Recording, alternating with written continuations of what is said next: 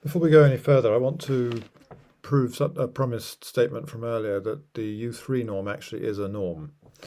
And in order to do that, I'm actually going to start by proving that the U2 norm is a norm, which we already know because it's the same as the L4 norm of the Fourier transform.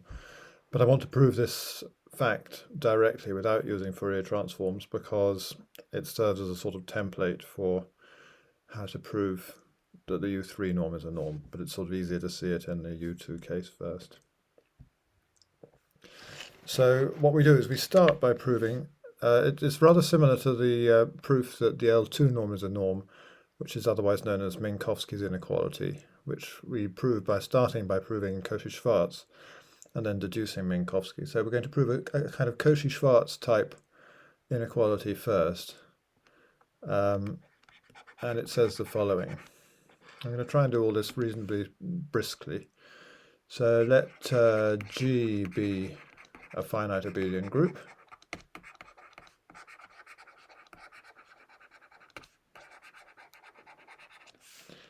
And let F1, F2, F3, and F4 be functions from G to the complex numbers. Then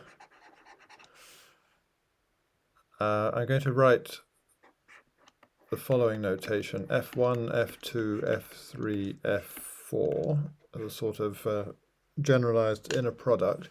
And what that means is the expectation over all x, a, and d. So it's going to be a U2 norm, x, a, and b, I mean. A U2 norm-like definition, but with four different functions. So I'll have f1 of x, f2 of x minus a, bar, f3 of x minus b, bar, f4 of x minus a minus b. And that is going to be, I'm going to put mod signs around. So this was equal by definition. So some people like to put a little colon there. For some reason I don't do that. Is less than or equal to the product of the norms. So U2, F2, U2, F3, U2, F4, U2. And how do we prove that? Well, we start, as always, we don't like norms, so we'll look at norms squared. So I'm interested in this quantity. Actually, before I start, there's a convenient way of speeding this up. So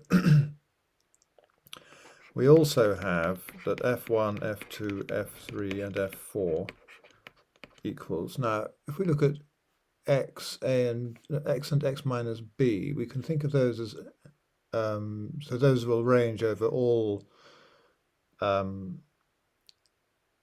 pairs x, y uniformly, as x and b range uniformly over the group G. So I can do a substitution and put y equals x minus b, and then we get average x, a, b, f1x, f2x minus a,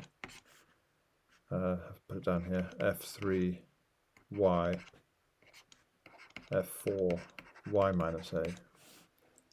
And I didn't mean to say x, a, b there, so x, y, a. So we're going to use that. So f1, f2, f3, f4 squared. Well, let's just not write the square of this, but that is what I'm having in my head. And then I'm going to use by Cauchy-Schwarz. The square of this, I'm going to think of that as, well, I'll just do a little bit of rewriting, but not very much. I'll put the EA outside and then average over x here and an average over y here. So just to make it clear where I'm putting my what my functions are going to be. So I'll apply Cauchy-Schwarz to the square of all this, or the modulus of the square of all this, and then I'm going to get that it's at most the average over a times the square of this function here, which is a function of a when I average over x. So I get ex f1x f2x minus a bar squared times ea ey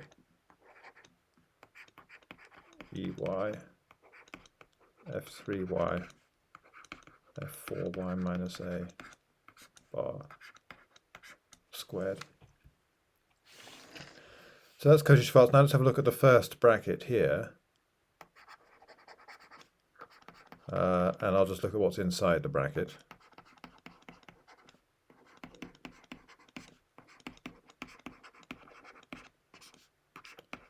That equals the average over all a of the average over x f1x f2x minus a times the average over y of f1 of y bar f2 of y minus a, which resembles very closely what we wrote up here, except that instead of 1, 2, 3, 4, we've just got 1, 2, 1, 2.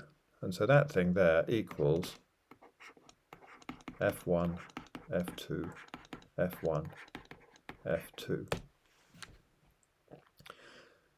I want to make a second observation, which is that if I just think about the roles of A and B are completely symmetrical, so I could rewrite this if I wanted to as the average over x B and A of f1x, f3x minus b bar, f2x minus a bar, f4x minus b minus a. And then I could sort of change the names of b minus a to a and b.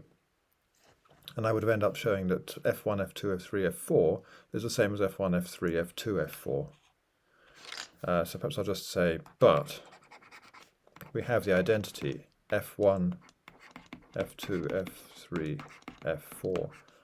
That's the same as f1, which I'll put same to emphasize it's an identity, f1, f3, f2, f4.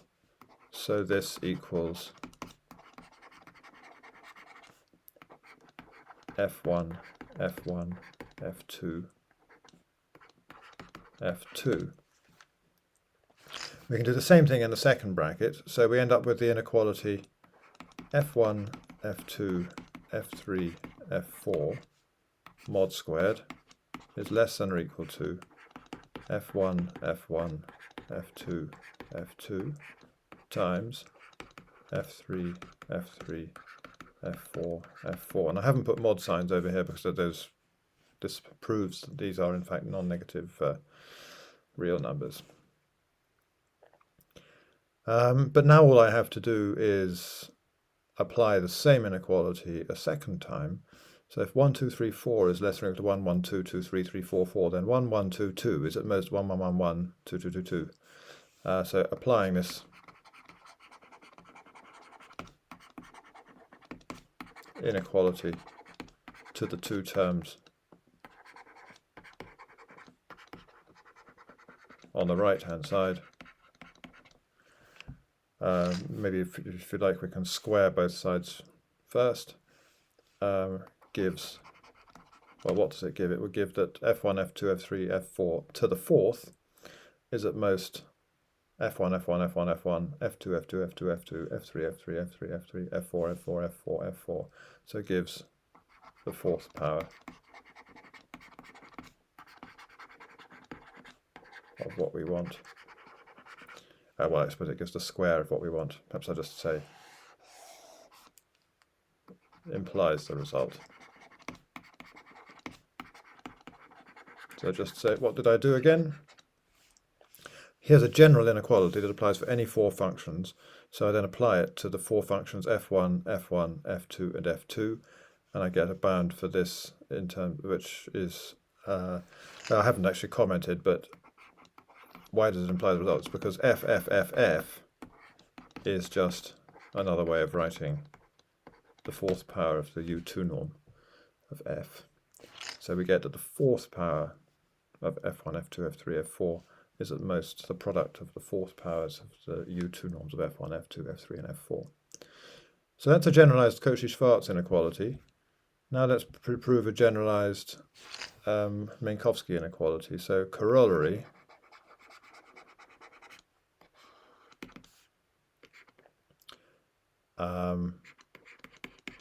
I won't state this quite so carefully. So if I did state it carefully, I would say let G be a finite abelian group and let F and G be two functions from G to the complex numbers. Then this holds. And to prove this, we start by raising to the fourth power, because anything else we don't really know how to write. And then that's going to be F plus G, F plus G, F plus G, F plus G equals the sum over all epsilon in 0, 1 to the 4 of F epsilon 1, F epsilon 2, F epsilon 3, F epsilon 4. So epsilon is just a sequence of length 4 of noughts and ones, and F naught I'm setting to be F, and F1 I'm setting to be G. So all I'm saying here is that when I expand all this out, this is a sort of quadrilinear form or something, then I will get a whole bunch of, also quadri-additive, perhaps I should say.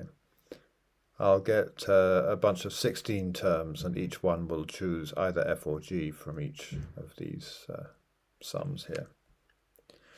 And then this thing here, applying the lemma,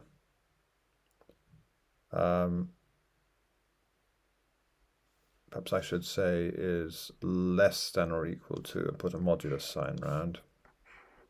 So I had that equality before, but now I'm just turning it into an inequality by using the triangle inequality. So now I'm going to apply the lemma to each of these terms individually. So that's less than or equal to this F epsilon 1 U2, F epsilon 2 U2, F epsilon 3 U2, F epsilon 4 U2, which is equal to F naught U2 plus F1 U2 raised to the power 4. Why? Just expand this out, and that's precisely what you'll get. And so this is the same as FU2 plus GU2 raised to the power 4, and so taking fourth roots gives us the desired inequality. Now that doesn't quite prove that it's a norm, because it could be that there's some function that's not 0 that has a 0 U2 norm. So let's quickly show that that's not the case. So we have that the average, and I'll write it again in this convenient form, average over A, average over X and Y, well, I'm going to write it in actually a slightly different form. So it's equivalent, and I won't write down why it's equivalent, because I will just want to talk you through that. So the U2 norm of F to the fourth power is the average over A times the average over X, Fx, Fx minus A bar squared.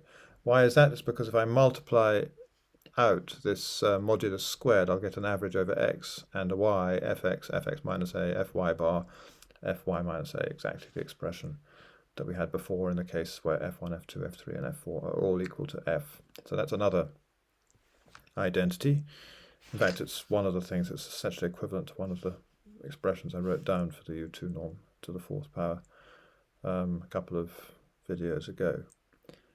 Now this is at least going to be the contribution that I get when A equals 0. So that's greater than or equal to G to the minus 1 times the average over X of f of X times f of X minus 0 bar, which is just this. and so that is greater than naught unless f is the zero function. So that's just the final little remark that proves that it's a norm. So we've got the triangle inequality, and it's obviously the case that the norm of lambda f is the same as mod of lambda times the norm of f. That's very easy to check. Good, so now we're just going to go on and do roughly the same thing for the U3 norm, but it's just a little bit more complicated. So we start by, well, let's first of all define f1, f2, f3 up to f8 to be the average over x, a, b, c of f1x, f2x minus a. I think I'll write it all out once, but I will feel licensed at some point not to do all this, so to abbreviate things. So f5 x minus c, f6 x minus a minus c, f7 x minus b minus c, f8 x minus a minus b minus c bar. So that's what you would expect me to write down. That's a C there, let's make it a bit clearer. Which we can also write, and it'll be useful to do so. Well, I'll do that in the proof. So lemma. So here comes the generalized Cauchy-Schwarz. F1 up to F8 is less than or equal to the product of the U3 norms.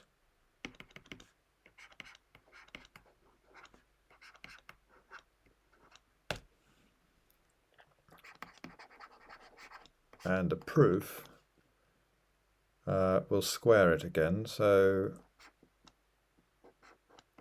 f1 up to f8 squared is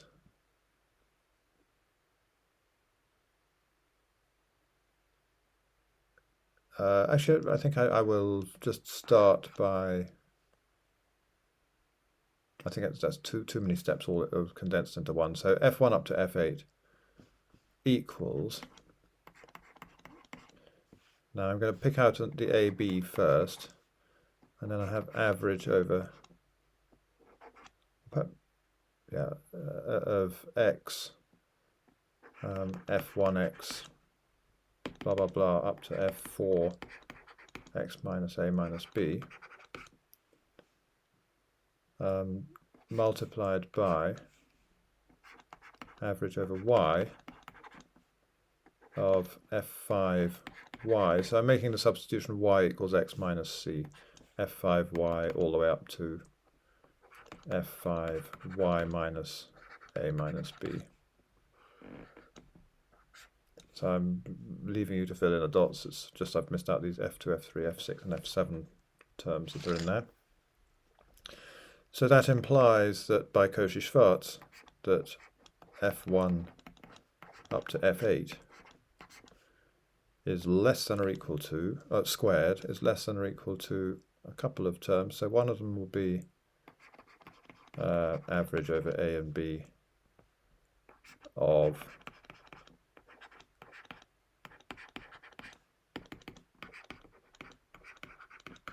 this,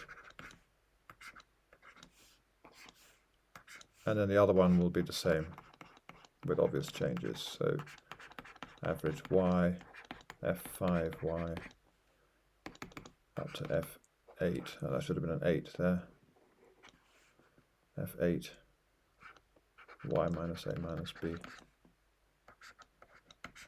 squared. So I've just applied the Cauchy-Schwarz inequality. So now let's look at just the first term of that. But the first term, when expanded,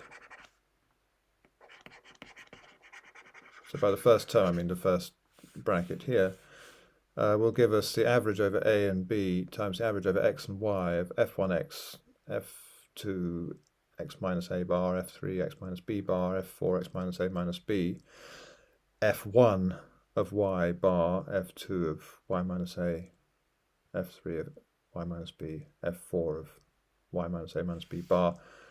So it gives us precisely the expression that we had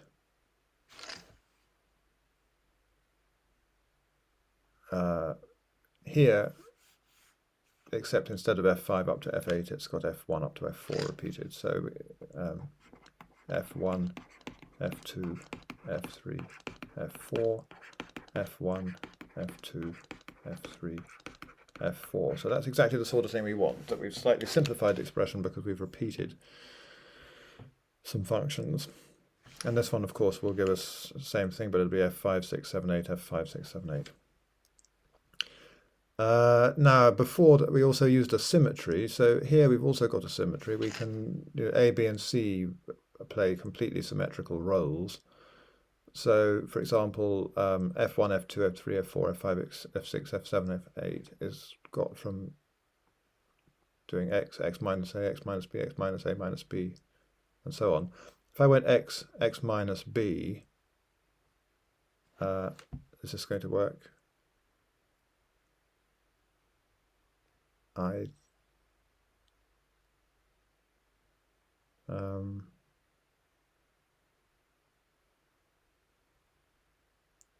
Is that the way I want to do it? I think I'd like to make this go F1, F1, F2, F2, F3, F3, F4, F4. Now, can I do that? So I want to go from F1 to F5 to F2 to F6, which I can do, F3 to F7, F4 to F8. So now A is playing the role of A, but I'm swapping B and C. So instead of going from X to X minus A to X minus B to X minus A minus B, I'll go from X to, I'm swapping, I'm doing quite a big swap actually. I'm going from X to X minus C to X minus A to X minus A minus C to X minus B and so on. So, but F1, F2, F3, F4, F5, F6, F7, F8 equals, and by the way, you can be a bit more conceptual about this by labeling these things. Instead of 1, 2, 3 up to 8, you can label them 0, 0, 0 up to 1, 1, 1 using obvious binary notation, and then it becomes a bit clearer that you're looking at symmetries of the cube. But I thought I wouldn't, that involves various bits of notation. So it's from a conceptual point of view, if you really want to understand what's going on here, that's good. But if you just want to write things down quickly, then the way I'm doing it, I think it works reasonably well. So that is equal to F1, F5, F2, F6, F3, F7, F4, F8. So here,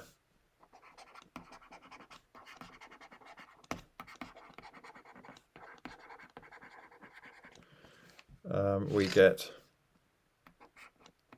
F1, F1, F2, F2, F3, F3, F4, F1, F1, F2, F2. Was that a good idea? Actually, I'm not sure that was such a good idea.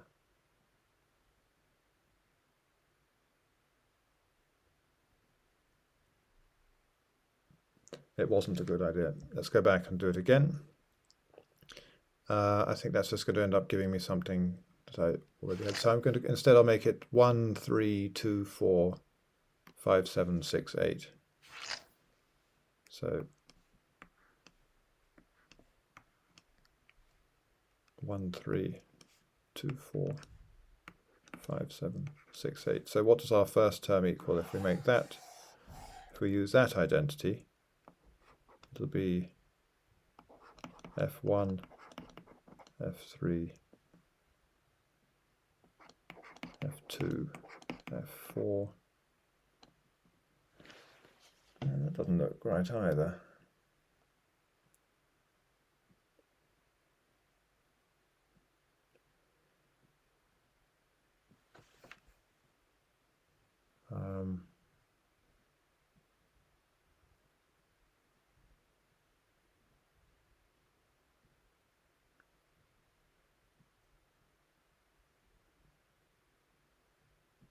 So I want to get not too many things into the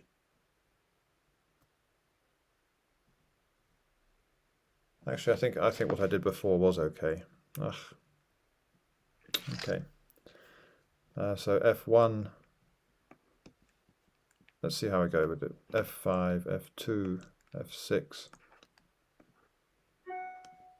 F3, F7, F4, F8. So I get F1, F1, F2, F2, F3, F3, F4, F4. And then the second one will be same thing with 5, 6, 7, 8. But now let's just, so we've now got the inequality that F1 up to F8 is less than or equal to F1, F1 up to F4, F4.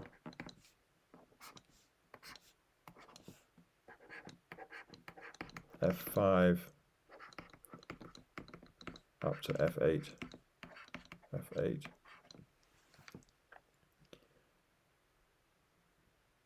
But if we then apply that a second time to this, then what's going to happen to F1, F1, F2, F2, F3, F3, F4, F4?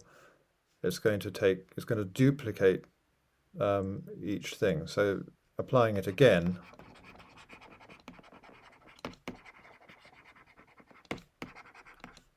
so sorry about that. I just wasted some time because what I wrote in the first place was absolutely fine.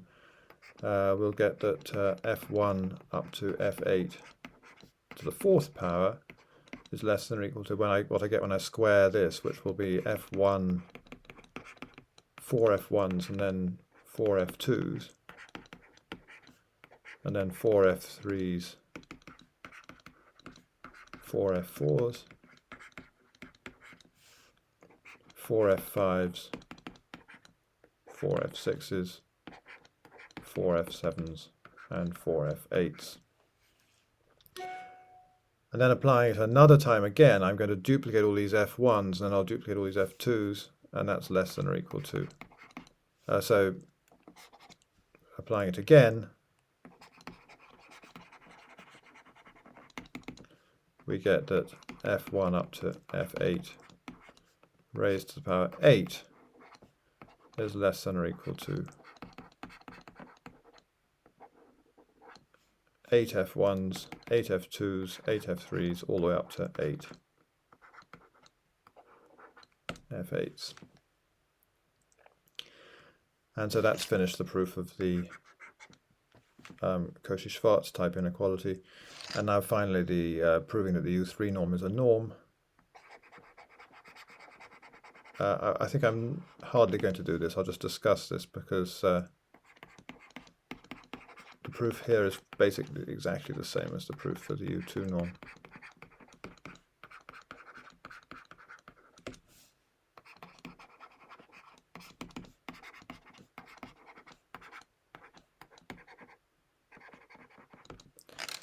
So f plus g u3 to the 8 equals f plus g up to f plus g 2 to the 8 terms. Apply lemma. Done. And then one last thing I want to prove, which is, let's call it a lemma,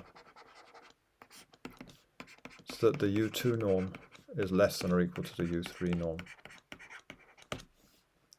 And the proof of that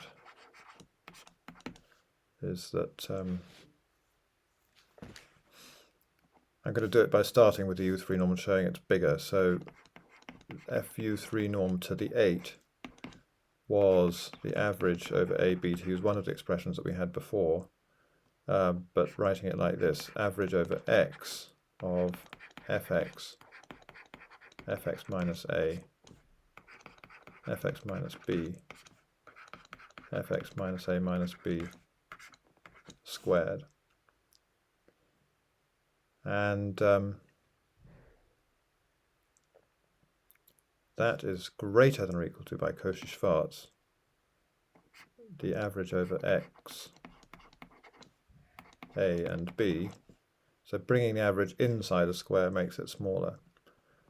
Fx minus a, fx minus b, fx minus a minus b squared, which is just the U2 norm raised to the power 8. Without that squared, it would be the U2 norm to the 4th power by the usual formula. And that proves that, but that also proves that the U3 norm can't be 0 except at the 0 function.